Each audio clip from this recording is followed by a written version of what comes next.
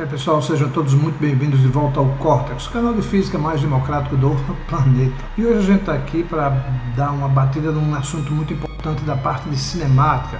Estamos dentro da parte de lançamentos e hoje a gente começa a falar sobre um dos lançamentos que não é um dos mais simples, mas também não é um, meu Deus, agora o mundo vai acabar. Também não é por aí. Estamos falando de lançamento oblíquo.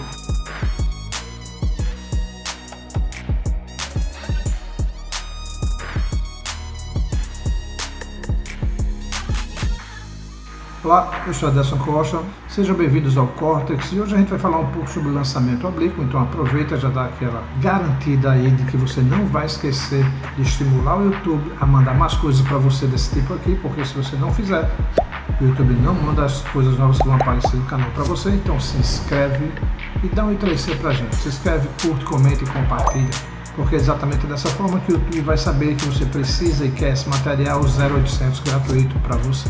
Então dá um pulinho aí embaixo, não esquece de ativar os sininhos para ficar recebendo todas as notificações e no final desse vídeo, de repente, se você não gostou do material, do conteúdo, você vai lá e se desinscreve. Tem desinscreve? Desinscreve? Tem desinscreve? Desinscreve? Muito bem, então vamos falar um pouco sobre a questão do lançamento oblíquo. Do que se trata o lançamento oblíquo, hein?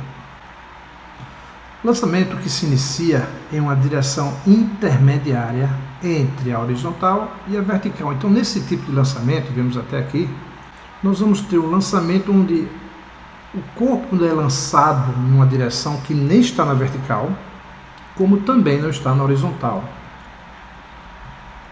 Ele assume uma direção que fica no meio termo entre essas duas direções. Ele forma um ângulo oblíquo, nesse caso aqui, que a gente pode tomar como a horizontal. Todo mundo lembra que é um ângulo oblíquo? Quem lembra aí o que é um ângulo oblíquo? Quem esqueceu, vamos dar uma olhadinha para ver o que é. Uma coisa importante, gente, do lançamento oblíquo, que ele também se aplica, nele também se aplica o conceito do princípio da simultaneidade. O que é isso? Galileu ele determinou esse princípio, é um princípio muito interessante. Que fala o quê? O que fala esse princípio? Ele diz o seguinte, que quando um movimento acontece em mais de uma direção, e é o caso do lançamento oblíquo, pode observar que o corpo tanto se move na horizontal, certo? Como também ele se move na vertical, subindo e depois ele vai descer. Então, o movimento acontece em duas direções, horizontal, tá? Porque o corpo vai se deslocando horizontalmente mais para frente, como também acontece na vertical, porque o corpo ele sobe uma certa altura máxima e depois passa a retornar à altura de origem. Então Galileu disse que quando esse tipo de movimento vai acontecer em mais de uma direção, que é o caso do lançamento oblíquo, o que vai acontecer? Você pode tranquilamente, sem sombra de dúvida, sem surtar, sem problema nenhum, sem infartar, analisar o movimento em cada direção como se a outra não existisse. Peraí, professor, pronto, agora está saindo já do cão. Professor, nesse caso, eu vou estudar quando ele se move na horizontal, como se ele não estivesse subindo, é isso? Isso mesmo, meu caro aluno Boitungão, sempre presente nas nossas aulas, dando essa força, perguntas muito pertinentes. Obrigado, Boitungão, por estar aqui mais uma vez. Sim, meu caro aluno Boitungão, é verdade. A gente vai analisar o movimento em uma direção como se não houvesse movimento na outra. A gente pode estudar a horizontal sem nem estar lembrando que esse corpo está subindo ou descendo, e o inverso também é verdade. Eu posso analisar a subida e descida do corpo sem nem lembrar que ele se move na horizontal. Esse princípio é chamado princípio da simultaneidade de Galileu. Muito bem.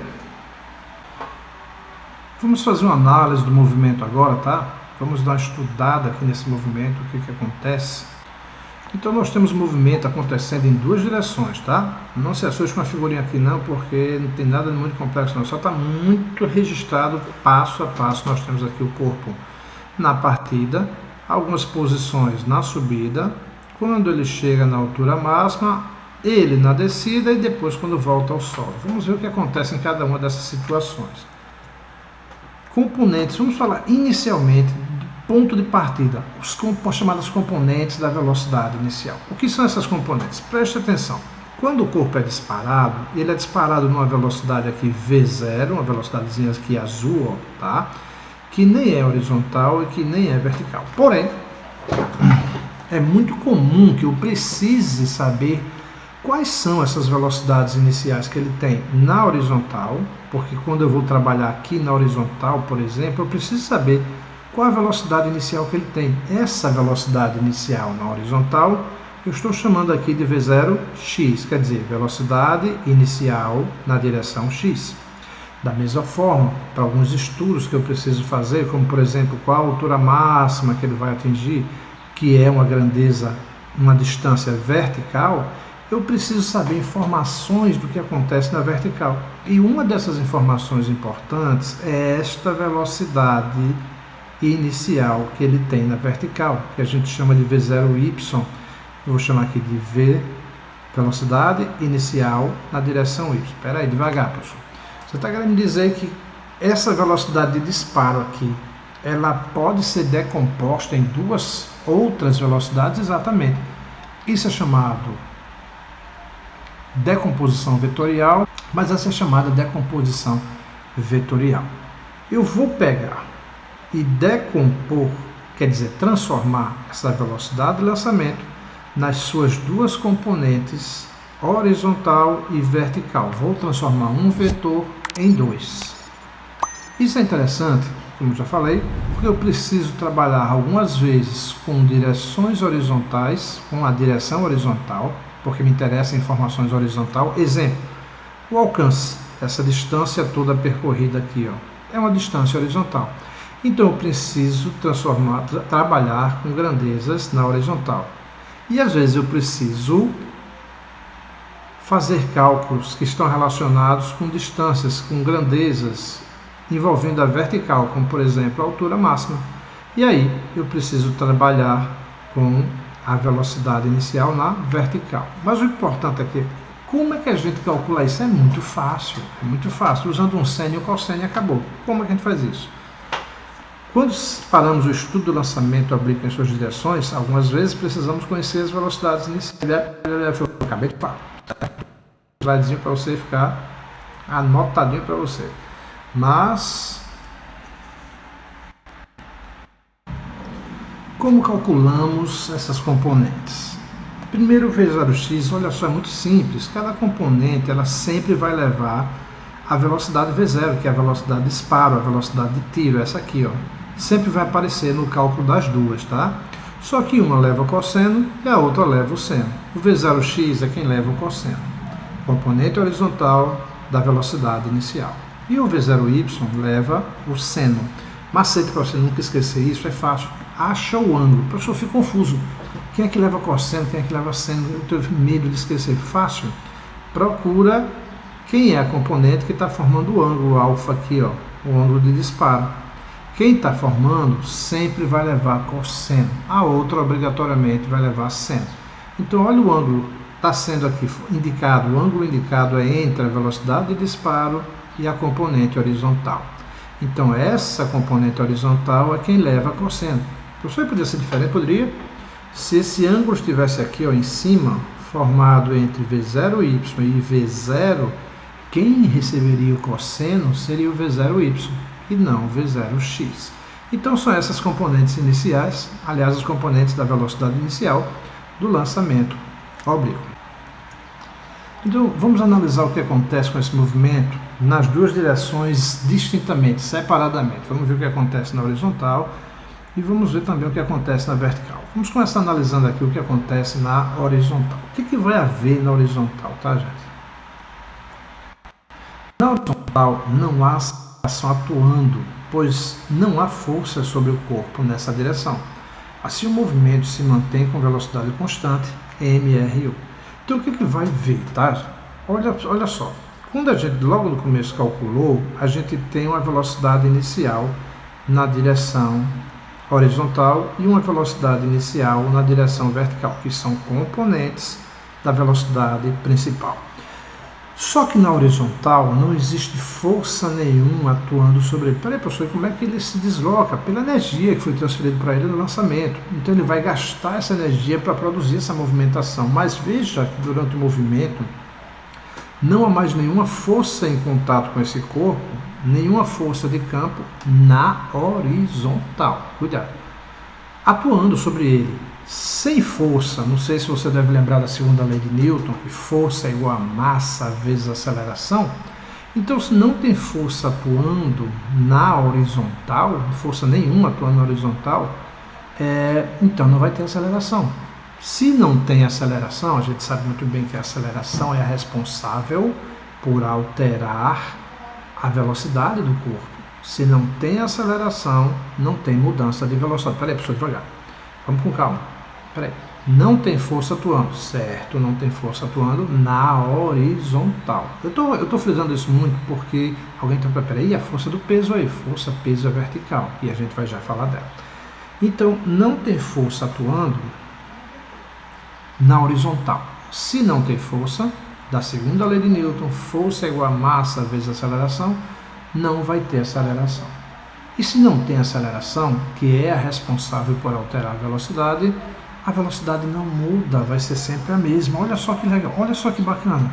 Quer dizer então que essa velocidade com que ele saiu na horizontal, ela vai ser a mesma aqui? Exato. Peraí. E quando chega na altura máxima, vai ser a mesma? Exato. Peraí, ele vai começar a descer. Continua a mesma? Isso. Ele vai voltar para o solo com a mesma velocidade horizontal que ele saiu corretamente. Durante toda a trajetória não há mudanças de velocidade na horizontal, porque não tem forças atuando nessa direção. Olha que legal. Que bacana. Pode-se usar então todas as equações do movimento retilíneo e uniforme. Alcance. Alcance. Vamos falar um pouco desse aí também na horizontal, certo? Nessa primeira parte aqui do estudo, a gente está só estudando a horizontal, na segunda parte a gente vai ver o que acontece na vertical. Então, o que é o alcance? O alcance é a maior distância horizontal atingida ao fim do lançamento. Essa distância aqui, ó, que está representada por D max. Possível calcular usando o conceito de velocidade média, contanto que se conheça o tempo de voo. Ixi, me enrolei todo agora. Vamos com calma que eu vou mostrar os dois. Pode-se usar todas as equações do MRU. Olha só. Para o alcance, eu posso usar aqui a velha velocidade média de guerra. Estou botando um X para lembrar que a gente está trabalhando só na horizontal. Esqueça que o corpo está subindo ou descendo. Quem foi que disse que você pode fazer isso? Galileu. Se ele disse, a gente vai discutir. Se você quer discutir com ele, discuta. Eu não vou não. Deus me livre, sangue de Cristo tem poder. Então, essa aqui é a velocidade que ele tem na horizontal, que na verdade é o V0x, é aquela componente que a gente calculou logo no comecinho da aula, viu como calcular, que é o cossenão, leva o cossenão de guerra lá, tá? Delta S vai ser a distância que ele vai percorrer na horizontal, esse vai ser o nosso alcance máximo, e esse tempo aqui, gente, vai ser o tempo que ele leva para voar. Professor, não estou entendendo, o movimento é tão complexo, você está usando velocidade média? Pode. Lembre-se, na horizontal não tem acelerações, então tranquilamente eu posso usar velocidade média, sem me assustar com nada. Vamos substituir algumas coisinhas? Então, ó, Vx é a velocidade na horizontal, a distância horizontal que ele percorreu é o alcance e o tempo que ele leva é o tempo de voo. Professor, tem como recordar o que é um tempo de voo? Vou falar para vocês no segundo bloco dessa aula. Mas só para adiantar, tempo de voo é o tempo que ele leva para subir mais o tempo que ele leva para descer. Já adianto que eles são iguais. Se ele leva 2 segundos para subir, ele leva mais 2 segundos para descer, 4 segundos. Se ele leva 1 segundo para a altura máxima, chegar na altura máxima, ele leva mais 1 segundo para voltar ao solo. Esse é o chamado tempo de voo. Então, meu alcance vai ser a velocidade horizontal, que a gente viu como calcular, é o V0x, vezes o tempo de voo. Se eu tiver os dois, morreu Maria Preá. Inês está morta. Então nós temos aqui que o tempo de subida vai ser igual ao tempo de descida. Se ele leva 2 segundos para chegar na altura máxima, vai levar mais 2 segundos para retornar ao solo. Se ele gastou 1 segundo para chegar na altura máxima, vai gastar mais 1 segundo para retornar ao solo. O tempo de subida é igual ao tempo de descida. A gente vai falar isso mais tarde, fique relaxado. Professor, sem querer atrapalhar muito aí, tá? Mas, pelo que eu tô vendo, para achar esse alcance aí, eu vou precisar calcular esse tempo de voo, não é isso não? Não tem que fazer isso não? Não é não? Hein? Não é não? Isso, meu caro aluno Boitungão, exatamente. Cara, você está brilhante hoje, está espetacular, exato. Que a gente tem que calcular esse tempo de voo, que quando a gente falar na vertical, no segundo bloco, na segunda parte, no segundo módulo dessa aula, a gente vai entender como se faz esse cálculo, que é bem simples, não tem mistério não. Muito bem, galera. Uma outra forma que a gente tem para calcular esse alcance, tá? É exatamente usando a forma já pronta, direta, que é essa moça aqui. V0² seno de 2 vezes alfa sobre G. Vamos lá. Primeiro, cuidado que esse V0 não é nenhuma das componentes. Nem é V0x, nem é V0y. É a própria velocidade de tiro. Essa aqui, ó, V0. Essa aqui, certo? É a velocidade mesmo de tiro. Seno de 2, veja que o argumento é 2 vezes o ângulo de tiro, o ângulo de lançamento, que é esse ângulo aqui formado com a horizontal, certo? Dividido pela aceleração da gravidade. A princípio você vai dizer, claro que é muito melhor usar a primeira, muito mais simples, não é bem assim não. Preste atenção, que na primeira ela vai exigir que você já saiba ou calcule, primeiro, quem é Vx, a velocidade horizontal, e depois calcule qual é o tempo de voo se jogar nela para achar o alcance. Então são 3 cálculos aí envolvidos para usar essa moça. Muito charmosa, muito inteligente, muito interessante, mas você não pode fazer omelete sem quebrar os ovos. Sempre que eu citei isso, que coisa mais sem sentido, né? Beleza? As duas formas são igualmente válidas para se encontrar um alcance. Agora o alcance máximo. Vamos falar um pouco e analisar esse alcance máximo, analisando essa equação. Primeiro, esse alcance vai ser máximo, isso considerando que eu estou com a mesma velocidade, tá? Só alterando o ângulo, podendo mexer no ângulo de lançamento. Bom, esse maior valor que eu vou poder ter para um seno é de 1, né? Porque o maior valor que um seno ou um cosseno pode atingir é 1.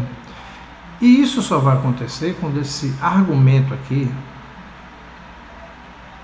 de dentro do seno for quanto? Quanto? Quem lembra? Quem lembra? Quanto?